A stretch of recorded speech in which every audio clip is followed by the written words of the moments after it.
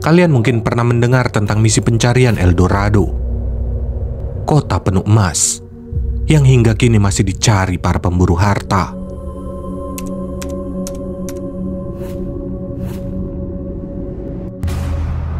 Atau tentang legenda Atlantis, pulau berperadaban maju yang disebut dalam tulisan Plato, yang kabarnya menghilang di telan samudera. Dan meskipun belum terungkap, banyak peneliti yakin bahwa Gunung Padang adalah piramida. Terlepas dari benar atau tidaknya, setiap misteri memiliki daya tariknya sendiri. Dan perjalanan sepak bola juga tak lepas dari misteri. Salah satunya tentang apa yang sebenarnya terjadi pada Ronaldo Nazario di final Piala Dunia 1998. Mengapa kisah ini unik dan terus melahirkan teori? Simak ulasannya. The real truth behind the Ronaldo story. Não trabalhasse para Nike, para Nike seria escalado. He blames Zagallo in the press for being corrupted by sponsors Nike. Idade moral para falar isso. Educação com os franceses que estão aqui. The scenes in the commentary boxes for the last 45 minutes have been absolute mayhem and chaos. There were journalists and commentators racing around trying to find out the truth behind it.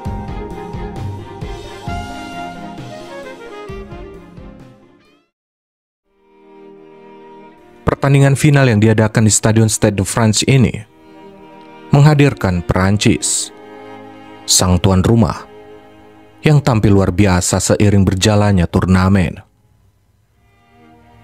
Dengan pemain hebat seperti Zinedine Zidane, Didier Deschamps, Laurent Blanc, hingga Fabien Barthez, dan bakat-bakat muda yang luar biasa. Les Blues yakin mereka akan menghadiahkan trofi Piala Dunia pertama untuk rakyat Prancis.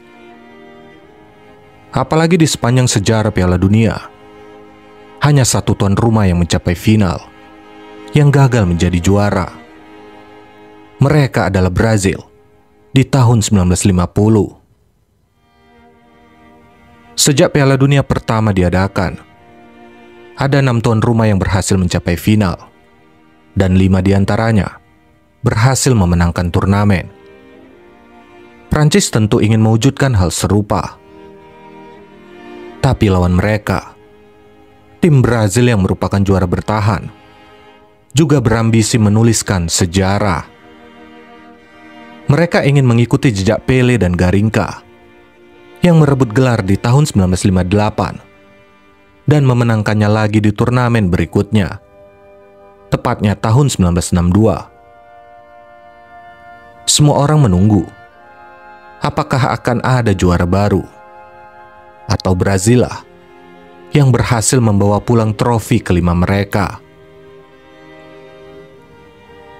Dan di turnamen ini, Ronaldo yang dijuluki El Fenomeno membantu timnya menuju final dengan mencetak 4 gol.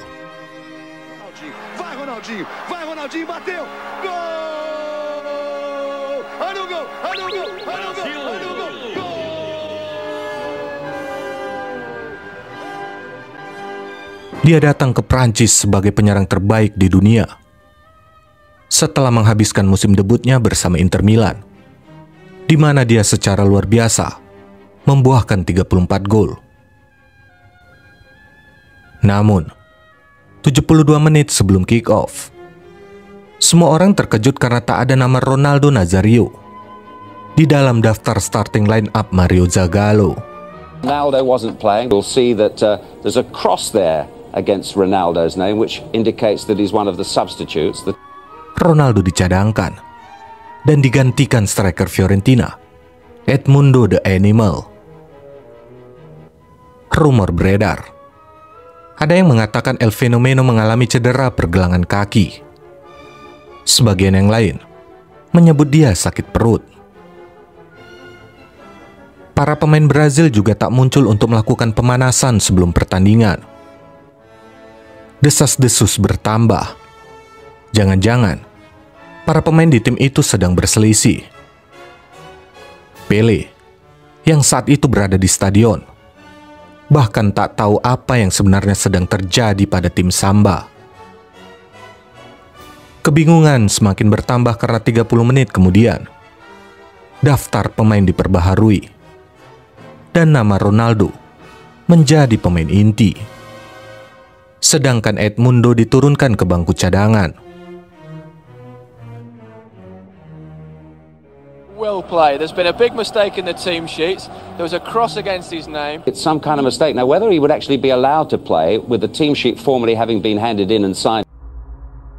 Meski ada kekhawatiran tentang kesehatannya, nyatanya Ronaldo bermain penuh waktu di pertandingan itu.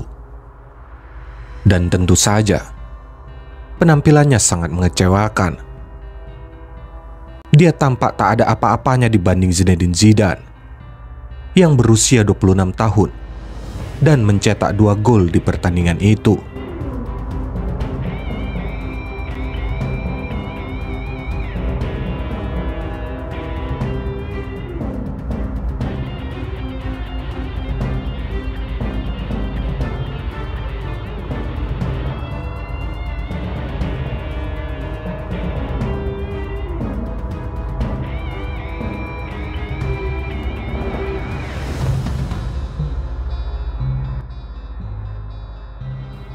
Di pertengahan babak kedua, bek tengah Prancis, Marcel Desailly, bahkan diusir keluar lapangan. Tapi Brazil tetap saja tak menemukan jalan keluar. Sampai akhirnya, Emmanuel Petit menambah skor menjadi 3-0 untuk Prancis di menit-menit terakhir. Les Blues menang, Brazil tenggelam, kecewa, dan putus asa.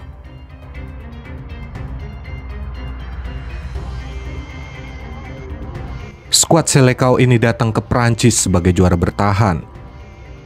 Tapi banyak pengamat menilai performa mereka tak sebaik turnamen sebelumnya. Mereka bahkan terbantu dengan gol bunuh diri dalam pertandingan pembuka di fase grup melawan Skotlandia. Kalah 2-1 dari Norwegia di babak penyisihan grup. Hanya mencatat 1 clean sheet dan kebobolan sebanyak 10 gol.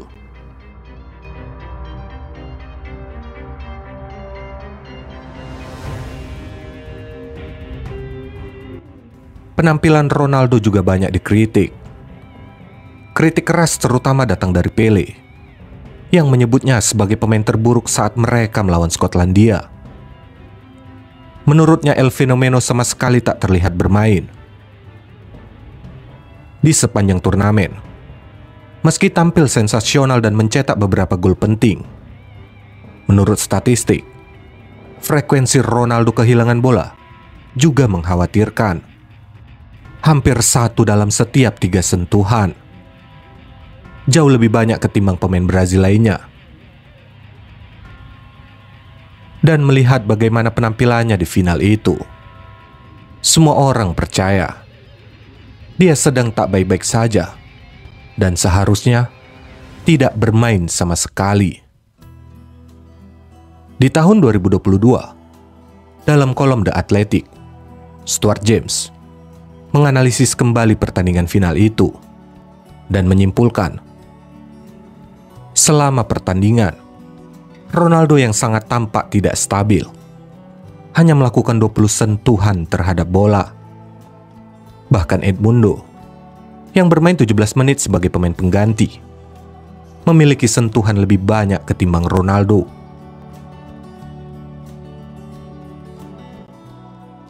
Semua bermula setelah jam makan siang sebelum pertandingan final. Tim kembali ke kamar mereka masing-masing untuk beristirahat. Roberto Carlos kemudian melihat sang striker mengalami kejang dan mulutnya berbusa. Bek itu histeris dan memanggil rekan-rekannya untuk datang. Tim itu terkejut. Bagi mereka suasananya tampak mengerikan. Ronaldo kemudian dilarikan ke klinik. Paul Sevelier manajer tempat tim itu menginap bercerita. Biasanya ketika skuad Brazil akan berangkat untuk bertanding, suasananya sangat meriah dengan nyanyian dan musik. Tetapi kali ini, suasananya sangat berbeda. Ketika mereka berangkat, suasana di dalam bus benar-benar hening. Dan kami, yang telah mengenal mereka secara pribadi, tahu bahwa saat itu tidak ada kekompakan, dan piala sudah hilang.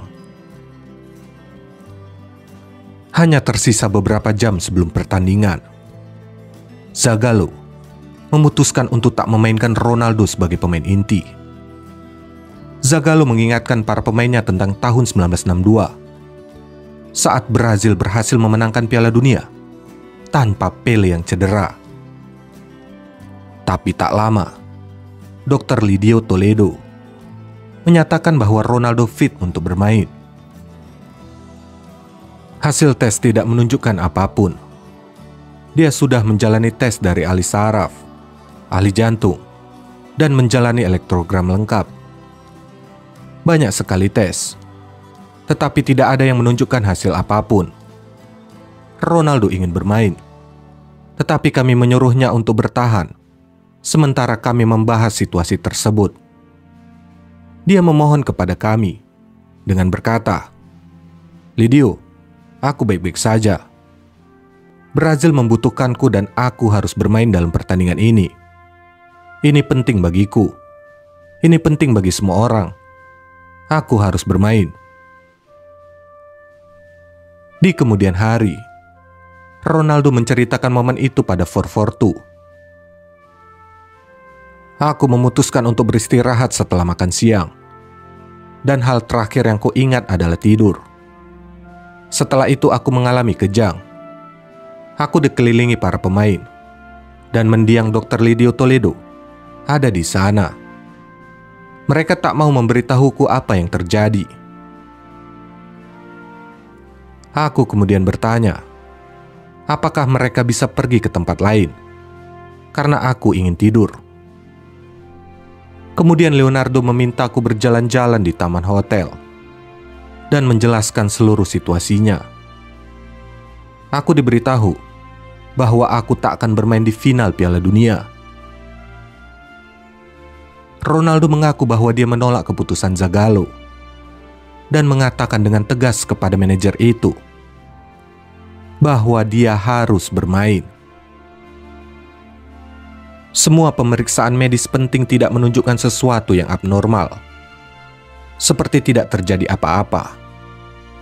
Kami pergi ke stadion dengan pesan dari Zagallo bahwa aku tak akan bermain.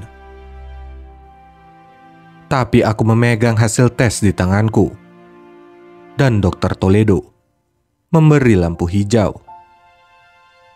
Aku mengatakan pada Zagallo, aku baik-baik saja, dan menunjukkan hasil tesnya. Aku tak memberinya alternatif. Dia tak punya pilihan lain selain menerima keputusanku. Mungkin keputusanku mempengaruhi seluruh tim, karena peristiwa kejang itu memang sangat menakutkan. Itu bukan hal yang bisa kita lihat setiap hari. Tapi aku punya kewajiban terhadap negaraku, dan aku tak ingin melewatkannya. Itu mungkin bukan salah satu pertandingan terbaik dalam karirku, tapi aku di sana untuk memenuhi kewajibanku. Roberto Carlos mengenang kejadian itu bersama Ronaldo dalam dokumenter The Phenomenon. Kau berbaring miring, menatapku. Aku menatapmu. Dan kau sudah, entahlah. Aku tak tahu apakah itu kejang atau serangan epilepsi. Tiba-tiba kau mulai bergetar hebat. Aku benar-benar takut. Dan aku tak menyadari kau menelan lidahmu. Aku tak tahu. Aku hanya melihatmu menatapku. Benar-benar kaku. Sampai hari ini, aku tak tahu apa yang terjadi, tapi itu mengerikan. Seluruh hidupmu penuh tekanan. Ada Ronaldo the Fenomeno. Lalu ada Ronaldo Nazario si manusia. Dan sisi manusiawimu itu hidup dengan banyaknya tekanan dari dalam dan luar lapangan. Dan saat itu, kau melampiaskan semuanya. Peristiwa itu memang telah berlalu selama 26 tahun. Tapi hanya Ronaldo lah satu-satunya orang yang tahu apa yang sebenarnya terjadi hari itu. Media di seluruh dunia berusaha keras untuk memahaminya. Hal ini memunculkan berbagai macam teori. Teori pertama, konspirasi FIFA. Alex Belos, penulis buku football The Brazilian Way of Life, menulis bahwa beredar desas-desus bahwa Brazil menerima suap senilai 23 juta dolar untuk mengalah di pertandingan tersebut. Diduga hal itu untuk menyenangkan Sepp Blatter, presiden FIFA yang baru, serta untuk membantu rakyat Prancis melupakan masalah sosial mereka. FIFA berjanji jika jalan Selecao untuk memenangkan Piala Dunia 2002 akan dimudahkan. Dan Brazil akan menjadi tuan rumah Piala Dunia di tahun 2006. Teori ini mengatakan jika Ronaldo tak nyaman dengan permintaan FIFA, sehingga dia menarik diri dari skuad. Konspirasi ini memang tak bisa dibuktikan. Namun Michel Platini pernah mengakui jika penyelenggara Piala Dunia 1998 melakukan sedikit trik untuk meningkatkan peluang Prancis bertemu Brazil di final. Lagi pula menurutnya, semua tuan rumah akan melakukan apapun agar pertandingan final mereka spektakuler. Meski trik untuk mempertemukan keduanya berhasil, Prancis sendiri memang tampil hebat hingga mereka bisa mencapai final.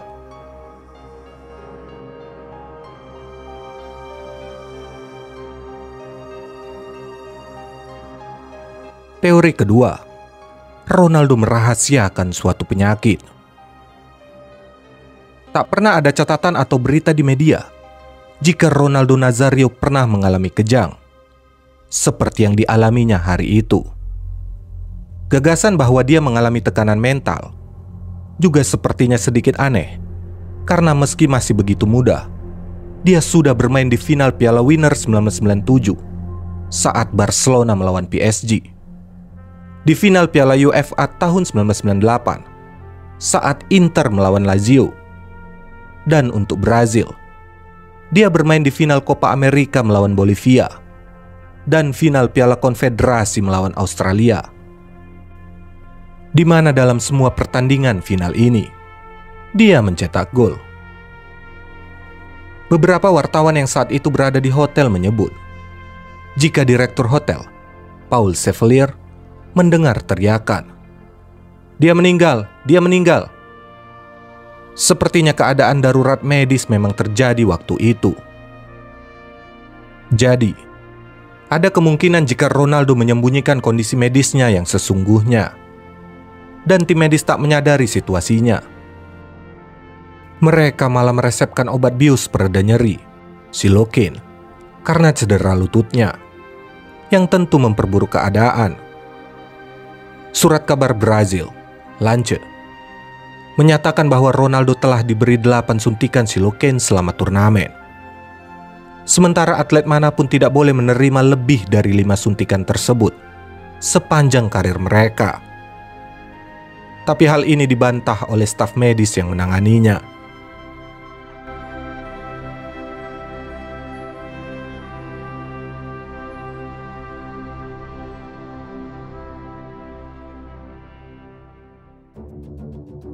Teori ketiga, Nike memaksa Ronaldo bermain. Mungkin ini teori yang paling masuk akal. Piala Dunia 1998 adalah turnamen terbesar di dunia kala itu.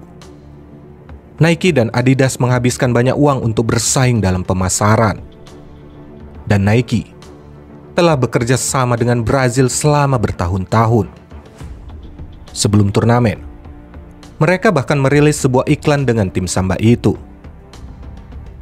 Edmundo, yang berada di line up awal sebelum Ronaldo datang untuk bermain, mengaku menyaksikan saat rekan setimnya itu kejang-kejang. Dan dia juga menyatakan jika Nike lah yang memaksa Ronaldo untuk bermain. Orang-orang Nike ada di sana 24 jam sehari, seolah-olah mereka adalah anggota staf teknis. Itu kekuatan yang sangat besar. Itu saja yang bisa kukatakan.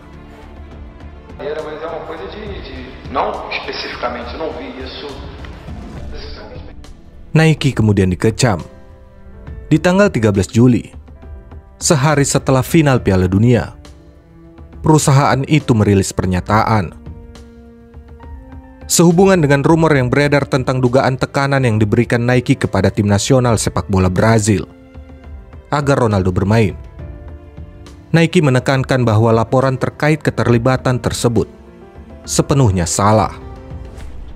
Ronaldo dan Zagallo memutuskan bersama untuk mewujudkan mimpi yang mungkin pantas dijalani pemain Brazil itu.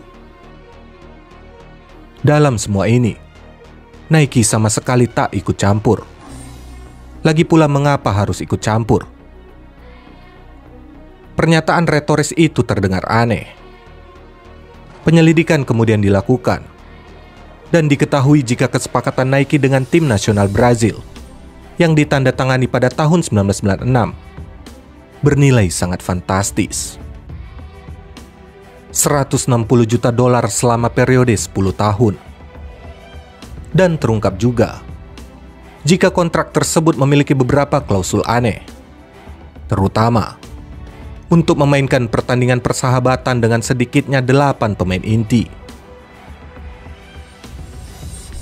Di tahun 1999, seorang anggota Kongres Brasilia, Aldo Rebelo, mengajukan petisi kepada Komisi Penyelidikan Parlemen untuk menyelidiki kontrak tersebut. Setahun kemudian, kasus tersebut dibawa ke pengadilan, dan 3 orang dipanggil untuk menceritakan versi mereka tentang peristiwa yang terjadi di tanggal 12 Juli 1998. Mereka adalah Zagallo, Edmundo, dan Ronaldo. Di persidangan, Zagallo menyatakan jika dia akhirnya memasukkan Ronaldo karena pemain itu datang dengan bukti dari klinik bahwa dia baik-baik saja. Lagi pula, bayangkan apa yang terjadi jika kami kalah 3-0 dan aku tak memasukkan Ronaldo. Saat Ronaldo ditanyai tentang keterlibatannya dengan Nike dan mengapa Brazil kalah, dia mengatakan, "Di dalam sejarah kami, belum pernah ada usaha seperti yang dilakukan Nike untuk mengembangkan sepak bola kami. Hubungan pribadiku dengan mereka sangat baik, karena mereka tidak pernah menuntut apapun dariku. Yang mereka minta hanyalah aku mengenakan sepatu mereka dan mungkin mencetak beberapa gol. Tidak lebih dari itu. Mengapa kami tidak menang? Karena kami kebobolan 3 gol. Karena kami kalah." Di akhir persidangan, Nike dibebaskan dari segala tuduhan. Meski di kemudian hari, ditemukan banyak skandal korupsi yang dilakukan Konfederasi Sepak Bola Brazil, di mana uang Nike digunakan untuk hal-hal pribadi yang tidak dapat dipertanggungjawabkan. Prancis seharusnya menerima lebih banyak pujian, karena penampilan mereka memang luar biasa di sepanjang turnamen itu. Tapi rasa penasaran tentang apa yang terjadi pada Ronaldo berkecamuk di kepala banyak orang. Rasa penasaran yang kemudian melahirkan banyak teori. Tapi teori-teori itu tak membuat misterinya terjawab hingga hari ini. Menurut kalian, teori mana yang paling masuk akal? Atau masih adakah teori lain yang belum dibahas di video ini?